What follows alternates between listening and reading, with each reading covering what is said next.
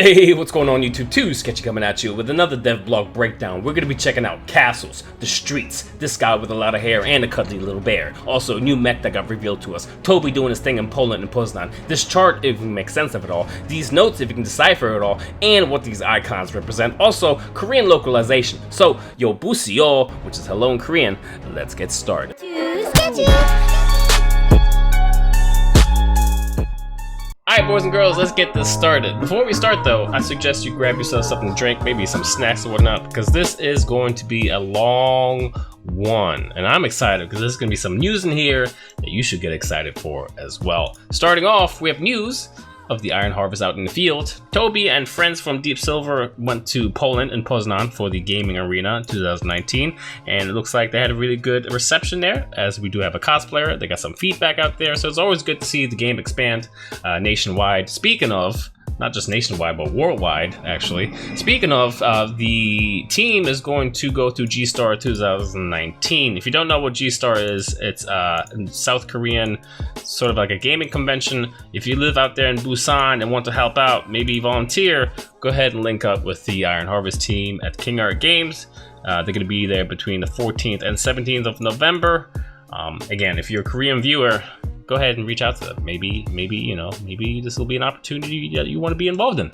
Moving on, we have what is our dev team doing over the past couple months, since the beta is coming out shortly. I don't have a date yet, but it's in development. We have several people on the team working on some stuff, so I'm just gonna go ahead and read some of these and break them down. Maybe we'll get revealed some secret information. So with Jan, the game director, who's been mainly working on cutscenes for animatics, spending about, dude, the range of these cutscenes, 80 minutes of cinematics. That's almost a full feature film if you think about it. It's almost an hour and a half. It's not an hour and a half, it's like an hour and 20 minutes, but that's a lot of cinematics.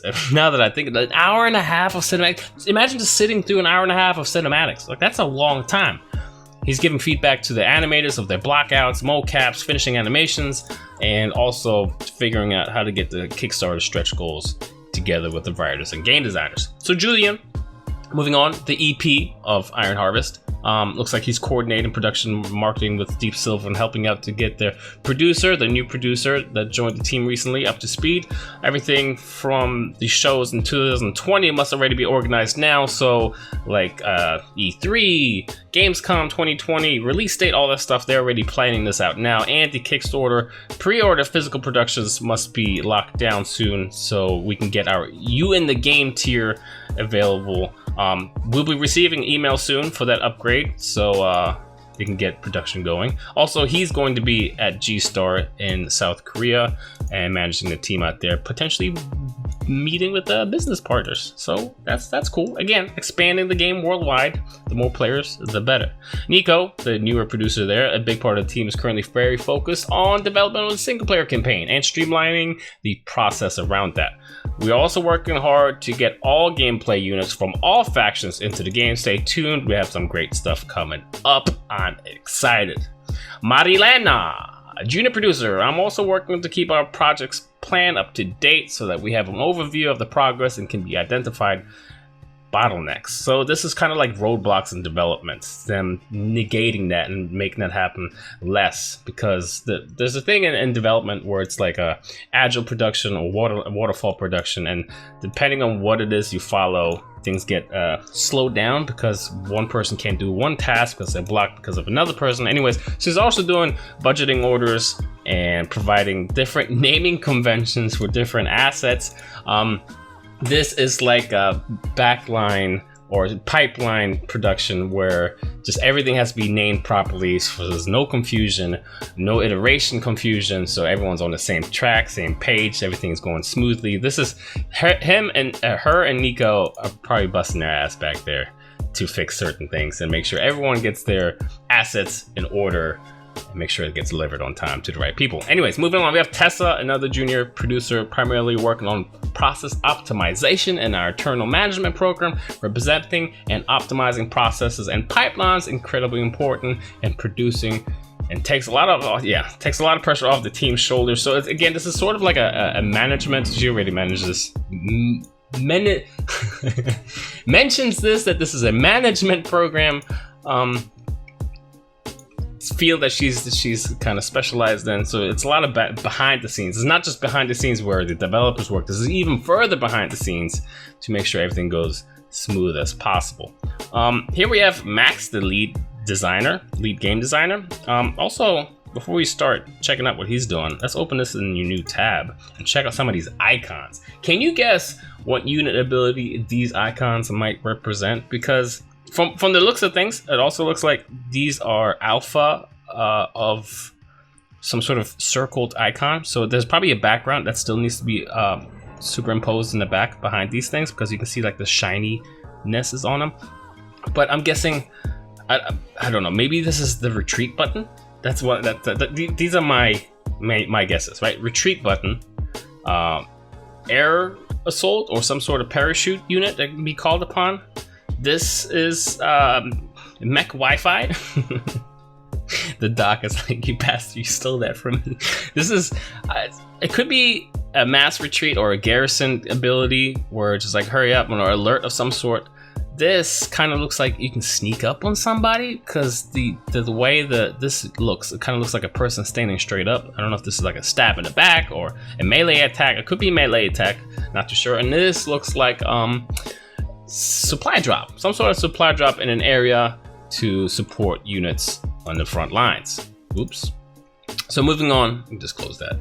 I've been busy checking all the minor systems and trying to optimize them. We already decided some tiny adjustments that hopefully create a big improvement towards gameplay. I also worked out a few remaining features and units that will hopefully really round up the whole experience for you. I cannot tell you more, but I hope you get excited. I sure am, Max. Appreciate that. Dominic, the game designer. I don't know if these images actually correlate to the people that they're titled under, but looking at Dominic's picture here, I don't know what it is we're looking at. Further on, I mean, what I was able to tell, here we have crawl speed, right? And crawl hitbox. And you see a lot of hitbox like annotations or designs. Like there's crawl hitbox here. There's sort of like a hitboxy drawings left and right. This is what's good. There's another language. I don't know if that's code or that's literally Asian right here. Structure, health, value of destroyed buildings. Insane. That looks like insane. So yeah, the value of destroyed buildings is pretty insane because you use a lot of resources to build them. What do we have here? Ability unlock, stat increase, level progress. So this looks like it's all about leveling up. Definitely Korean right there. So abilities, stat increase, level progress. Don't know what this means. Cross level number. So this probably they were talking about how they're gonna respond to what it is we get when we level up our characters or units. The level amount, starting XP. So yeah, this is definitely a leveling system here.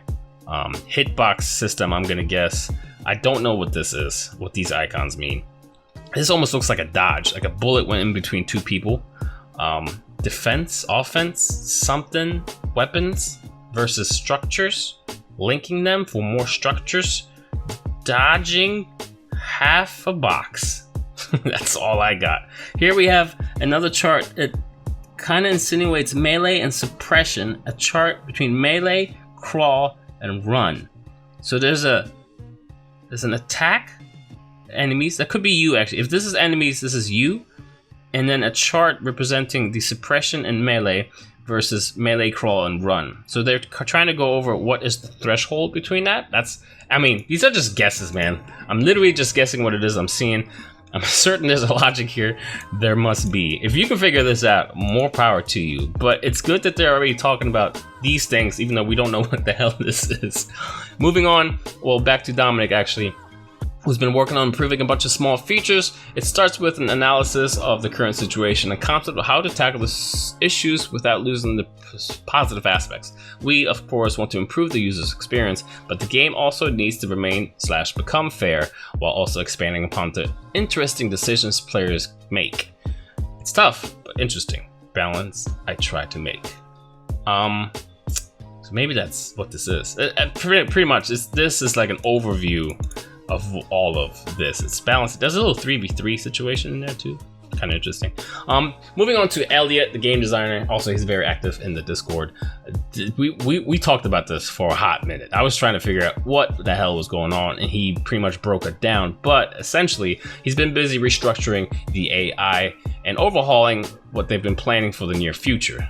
But very simply, putting this simply, which to me it's not, the AI will be made of 3 core layers. Okay, so there's more here, but the way he says it is a high level determining which goals the AI will pursue and when, a mid-level coordinating groups of units to achieve those goals, and a lower level controlling the individual units. These low-level layers will allow AI to react to those threats such as grenades. AI is a very complex topic, especially within strategy games. If you have more questions, you can go to the Discord and he'll be happy to explain, which he did, and I'm still kind of trying to grasp this concept, but essentially he has commander goals that do these things: attack areas, attack structures, attack units, and gather resources. He also has tasks. Well, now this is the AI we're talking about. So he can move and produce, right? Move and produce, that's fine. And then he can attack, defend, guard, conquer, and construct, which all fall under a group behavior, which is just attack and guard. Now these go further out into a group action behavior, which is attack, move, blur. What is this blur? We're trying to figure this out. It could be cover. No, I was saying it's charge, like in a charge ability as a group, but that will be an ability, obviously. And then enter, structure, and transport, which is pretty interesting because there's only one vehicle that I know that can be transporting units, which is the Nishadelko out of the Polania. And then unit behavior states you can go idle, you can move, eject passengers with structures, exit, WS, whatever that means, in reverse mode. So passengers is a thing again that I keep seeing. I only know of one vehicle that can actually mount units, so seeing more vehicles that you can actually mount with, or mechs even that you can mount with characters, is gonna be cool, aside from cannons and structures and stuff. And then attack melee, blank, blurred out. They don't want to spoil anything, but I like the tease here. The blur here and the blur here, I appreciate. Who knew AI is such complicated business? Indeed. So moving on, we have Phillip, the lead programmer. As a lead programmer, I try to keep every other programmer busy. So he's not underlings, but he's pretty much, these are all programmers here, and we'll get to them. But he's pretty much overseeing this and helping out to make sure nobody's hindered of their work, and also keep implementing new units and their special abilities. I can tell you that some are special indeed. For me, this is very conflicting because at first I get very excited about how cool the designs of the units, then I start thinking about how to implement that, you know, and he starts to panic. So I get that. That's us essentially. When we hear about something, we just want it, we want it to work, but he needs to think about it more technical to actually make this work, and he panics a little. But in the end, when everything is done and through, done and dusted, as I usually say, he gets excited again, and awesomeness always wins. So it's cool to see that they're already talking about new abilities and how to iterate upon that and put that into the game. Thomas J, technical director. I've been making progress to 2 big changes in the software architecture. This is kind of, if you want to geek out, go ahead, this is the time to do it. Both changes are meant to improve for performance and smoothness in game. A long-term goal is to replace the navigation system, which is to a better one. This is interesting to me, don't know what that is. The challenge here is to quickly adapt changes in the obstacle. New buildings, destroyed walls, without the need of extensive recomputations. Interesting. The other set of changes aims to make the simulation, and visualization of the code so independent from each other that the other one can be computed on a different CPU cores. Dude, you're losing me right now. If this succeeds, we'll be able to use modern multi-core hardware, which is more efficient, so it would improve the game performance efficiently, significantly, comparatively. Good lord. Alright, so hold on. This will improve, if succeeded, you'll be able to use modern multi-core hardware much more efficiently, so it'll improve the game performance significantly compared to what we currently have.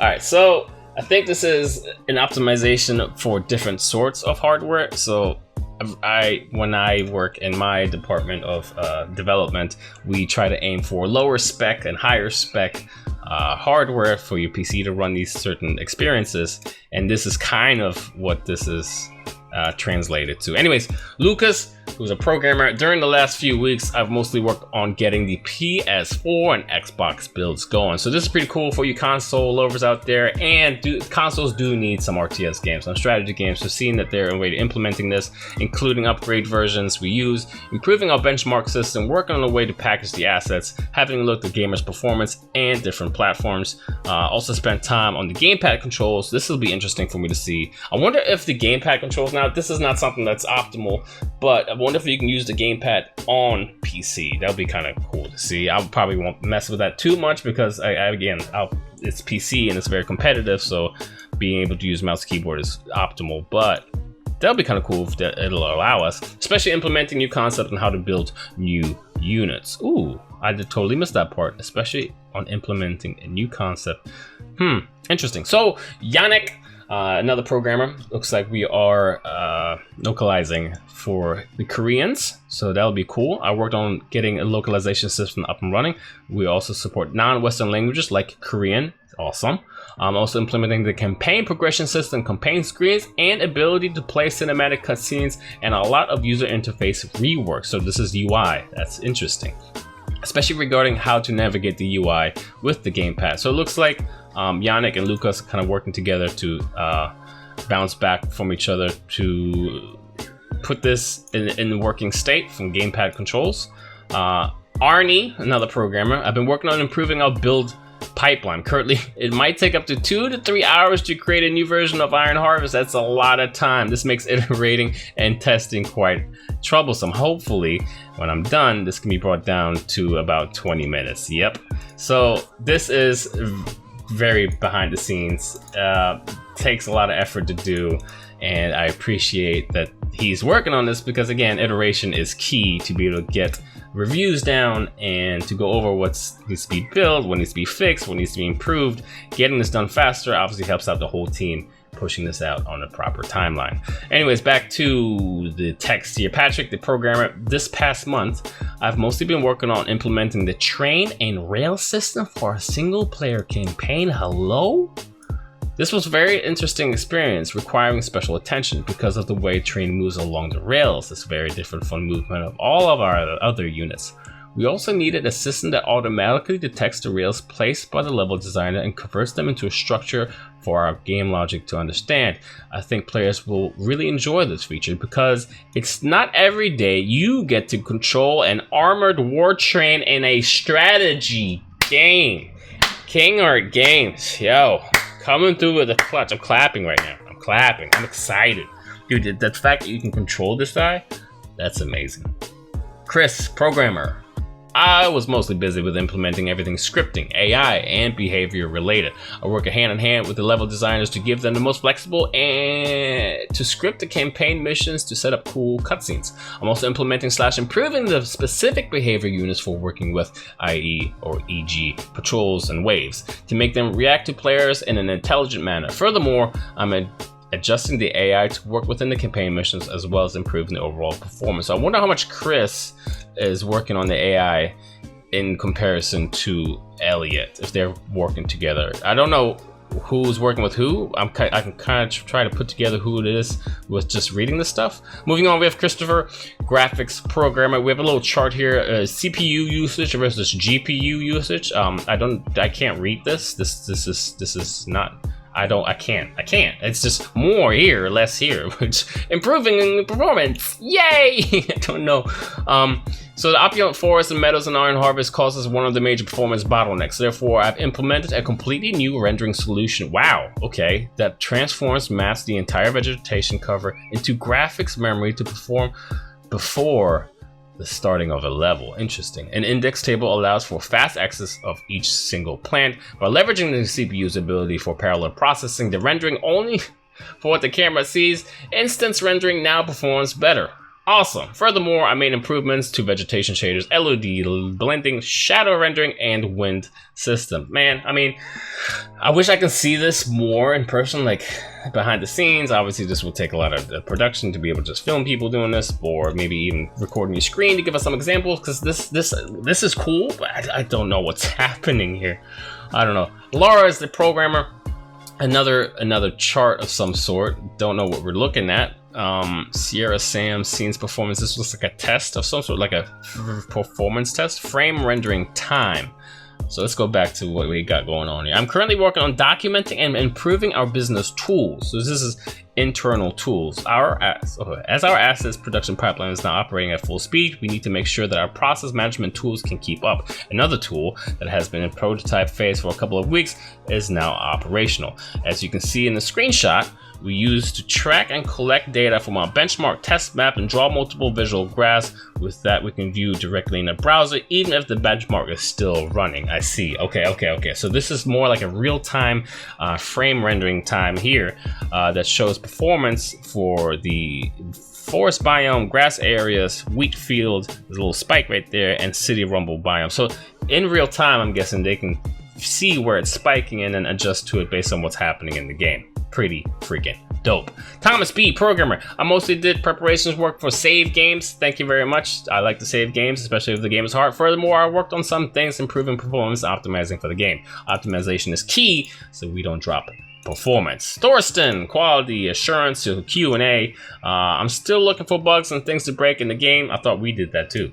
We're all QA. Occasionally things still break as new features get implemented or new things get tested out. Long story short, everything I can find will find its way back to the person eventually to fix it. Programmers, mostly. Smiley face, that's pretty cool.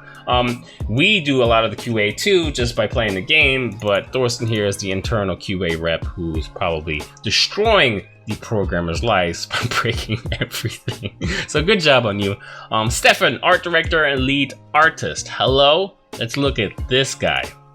All right, so we have, this is the mother. This looks very Saxony to me. So I think this is a Saxony mech. I don't know what these are. This kind of reminds me, Borderlands has this mount or this vehicle you can get on. That's kind of what this is. This is like a motorcycle. I don't know if these are like IEDs or bombs that just ride off and explode, but talking about explosives, I know these are explosives. These look like grenades that can be dropped down with spiral parachutes, like cluster grenades or cluster bombs. So cluster bombs here.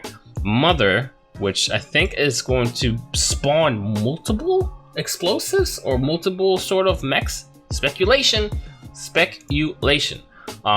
Stefan has been finalizing the design / blockouts for the Rusviet faction base buildings. If you haven't yet, go ahead and check out my base building video. I'm pretty excited for the Rusviets to be coming soon.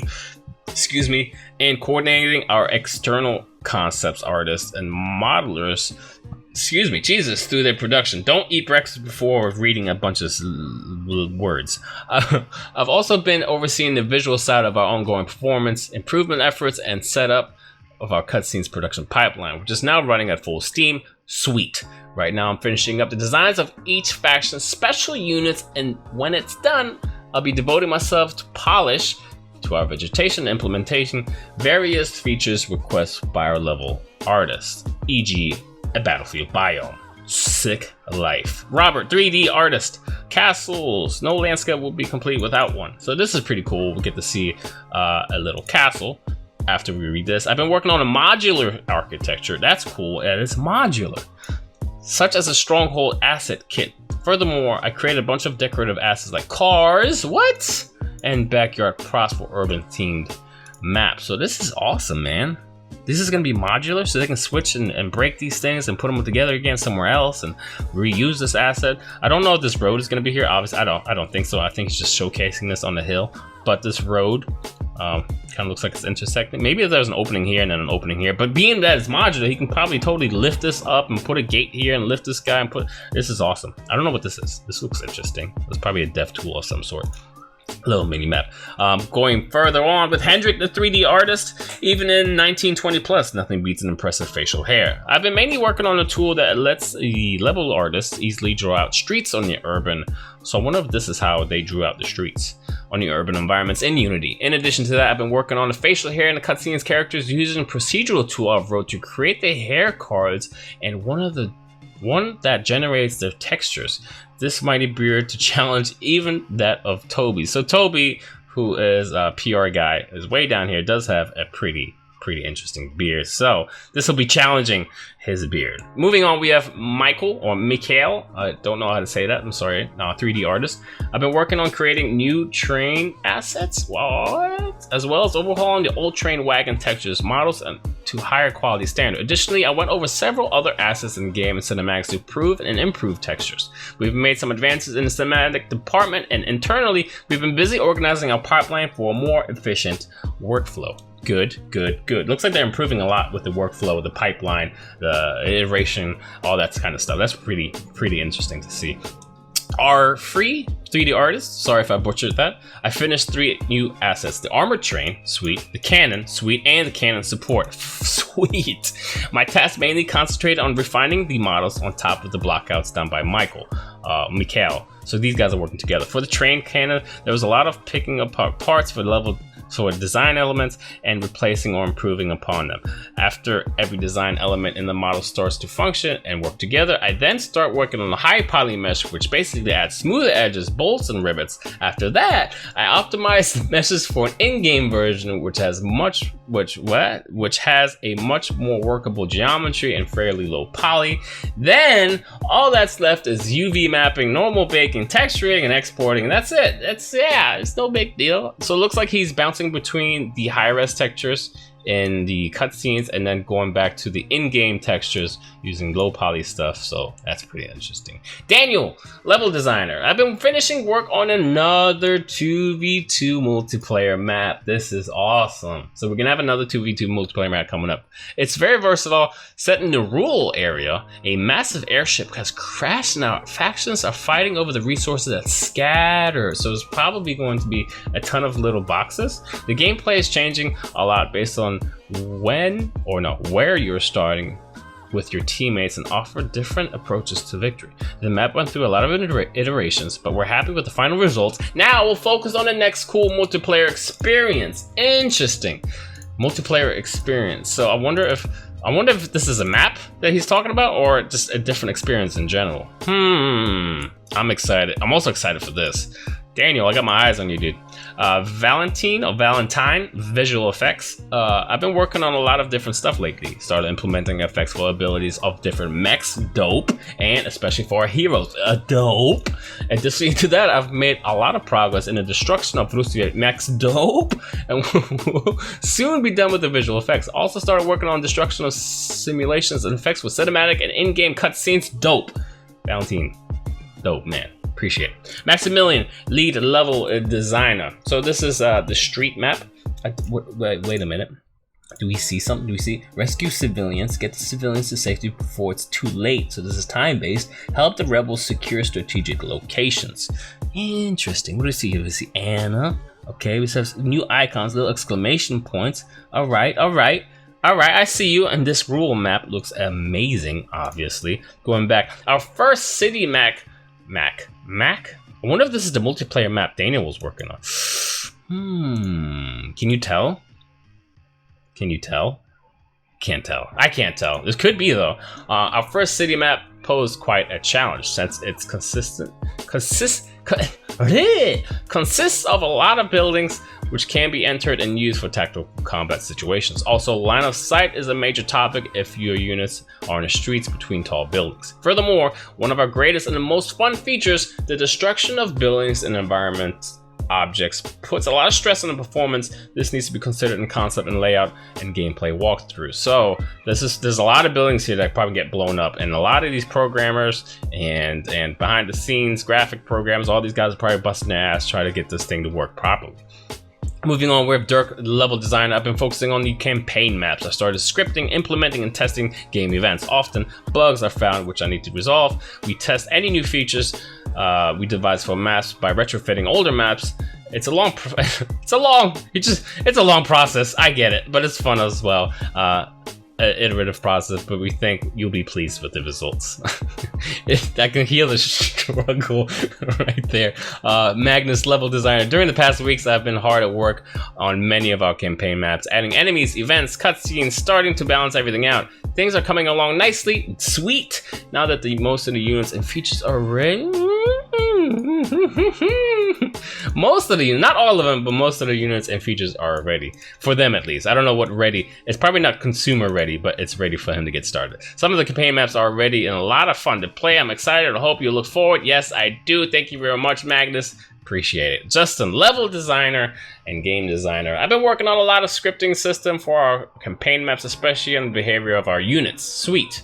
We improved We improved many scripting workflows and implemented a lot of new features in collaboration with the programmers.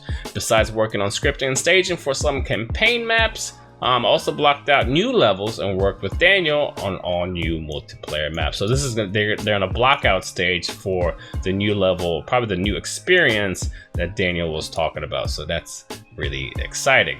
Moving on, we have Thomas D, lead animator. So this is going to be the animation department following up. For most part, I'm smoothing out our animation cinematic. Sorry, what? I got that backwards. For most part, I'm smoothing out our cinematic animation pipeline, tracking dependencies, and our in-house animators, and trying to make sure they're able to work with as few interruptions as possible. So the lead animator is going to be overseeing, obviously, the animators, making sure that they can work without any blockers, without anything getting in the way. So he just kind of oversees and helps out the team as well. That's what the leader does. So Sarah, animator, I've been producing, coordinating animations for the cinematic production. These will bring the story of Iron Harvest to life through the in-game cinematics. So this is awesome, producing and coordinating the cinematics. Appreciate it. Vladislav, the animator. During the past few months, I've been focusing on animating the movements of Olga, her tiger? That's not Olga. This is Anna. Olga is the Rusviet hero. Her tiger, Gunther, and a lot of destruction animations for Mechs. This has been very interesting and exciting. I'm so looking forward to seeing that in game, and they're finally ready. That's pretty freaking awesome. So he's working on Olga and her tiger, as well as Gunther. That's pretty cool. So he has two heroes on his plate and the companion tiger for Olga. Teresa. There's several ways I can say this. Another animator. Over the past few weeks, I've been working on the cutscenes for the first campaign. Now that we've added the motion capture, the groundwork is done. However, to make it stand out, there's still a lot to do. Postures need to be refined, fingers need to be animated, and shots need to be corrected. Much more. I know how you want me to read this. Polish. Obviously, it's Polish. Rahel, another animator. Let me just get comfortable here. Oof. The in-game animation department has been working on the Rusviet Mechs to get them ready for implementation. We also animated more hero characters like Gunther, yes! Tag and Nacht, yes! So Gunther has two wolves, Tag and Nacht, which is day and night. This wolf is going to be white, this wolf is going to be black. Olga and her tiger, Changa, or Shanga, however you want to read that. And some of us are working on a little unannounced... What? Wait! What are you doing? You can't say that. We're a little unannounced surprise. Are you kidding me? Rahel, man. Just now are you gonna make me... What is it? What is it? Just tell me. Marina, animator. A woman and her bear. It's an unbreakable bond. I've been working on in-game cutscenes animations which are necessary to tell a story within the missions. These animations need a lot of communication to get them working properly and smoothly. Though it requires a lot of technical stuff, research, and actual animating. It's just part of the job. I have a lot of stuff going on through all the stages creating in-game cutscenes. She looks busy. It's just part of the job, man. I got this. Don't worry about it. Come check out this bear though. It's Wojtek. Bear, medical, hugs, kisses. I love it. This is gonna be cool. So this is in-game, I think. This is in-game assets. Unless it's a preview of cutscenes that just not rendered fully to its maximal potential. Anyways, moving on, we have Thomas, lead technical artist. I've been rigging what? You've been rigging new units? Please do share. joking over here. Checking the work of our external suppliers. I also have a lot of fun destroying new mechs. Come on, with our visual effects artists, making sure the death animations are spectacular. Also, I've been fixing a lot of small animation bugs here and there. Man, so he's rigging new units. I think they're working with some sort of vendor, checking out work from our external suppliers. So they're probably hiring other vendors to come help them out, because this does look like it's a lot of work. Dennis, technical artist, and Matthew, content manager. So these guys teamed up together. Matthias and I teamed up to do the groundwork of the cinematics project inside of Unity. We needed to come up with a workflow which allows for different departments to work in parallel on more than 80 minutes of cinematics. We already covered that with, I think it was Jan. During the process, several new tools were developed to enable us to iterate faster while integrating and finalizing the cinematics. This helped us to get the best results possible. We're making good progress preparing all the cinematic scenes and passing them to different departments. The first results have now The first results have now reached a state which comes very close to our vision. Ooh, do share more. So they're getting there. I can feel their finger on the trigger, like it's almost there. That's pretty cool. Yuang, I'm sorry, I'm not. This is not me, man. Yuang, technical artist. I apologize if I butchered that name. Also, I apologize for multiple buses driving by my window. Sorry. I've been finishing up character anime. I've been finishing up character cinematic lighting rigs. Interesting. Okay. Other than that, I've been rigging animal companions. Okay, so he's rigging the companions for some of the heroes, plus some leftover work with the leftover. So this tells me that this kind of tells me that they're done with it, but they just gotta do a few more things. So this okay.